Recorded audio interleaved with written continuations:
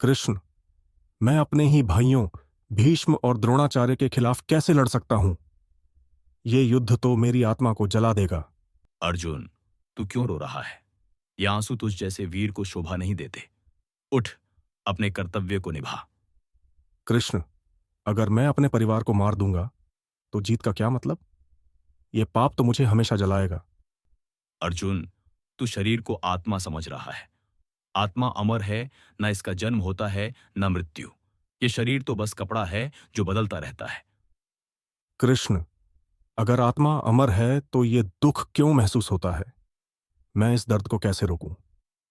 अर्जुन, सुख और दुख दोनों अस्थाई हैं। इन्हें सिर्फ एक अनुभव समझ। जो इन्हें समान रूप से देखता है वही सच्चा ज्ञानी है।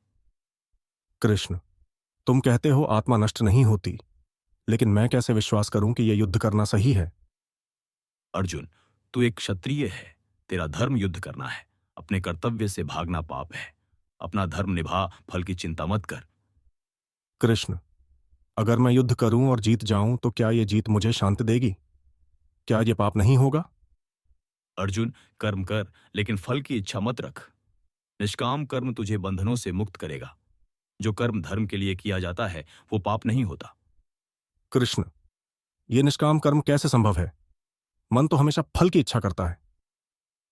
अर्जुन, मन को नियंत्रित करने के लिए समता और विवेक चाहिए। अपने मन को योग में स्थिर कर। योग वही है जो तुझे कर्तव्य से जोड़ता है। कृष्ण, ये योग क्या है? मैं इस स्थिरता को कैसे पाऊं? अर्जुन, योग मन की शांति है। जब तू अपने कर्तव्य में लीन हो जाता है और फल की चिंता छोड़ देता है, तब तू योग में स्थिर होता है। कृष्ण, जो योग में स्थिर है वो व्यक्ति कैसा दिखता है? उसका व्यवहार कैसा होता है? अर्जुन, जो स्थिर प्रज्ञ है वो सुख दुख में समान रहता है। न वो काम में फंसता है न क्रोध में। उसका मन हमेशा शांत रहता है। कृष्ण, ये सब ज्ञान की बातें हैं, लेकिन मैं अब भी युद्ध के लिए तैयार नहीं हूं। मेरा मन अभी भी डर रहा है। अर्जुन, अपने डर को छोड़ दे।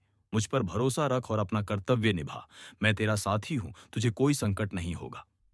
कृष्ण, तुम्हारे ज्ञान ने मेरी आंखें खोल दी। मैं अब अपना कर्तव्य समझ गया हूं। मैं युद्ध करूंगा, लेकिन फल की इच्छा नहीं रखूंगा। अर्जुन, अब तू सच्चे मार्ग पर है। उठ, अपने धर्म का पालन कर और युद्ध में अपनी वीरता दिखा। मैं सदा तेरे साथ हूं। अपने कर्तव्य में लीन हो जा। जो होगा वो तेरा धर्म होगा।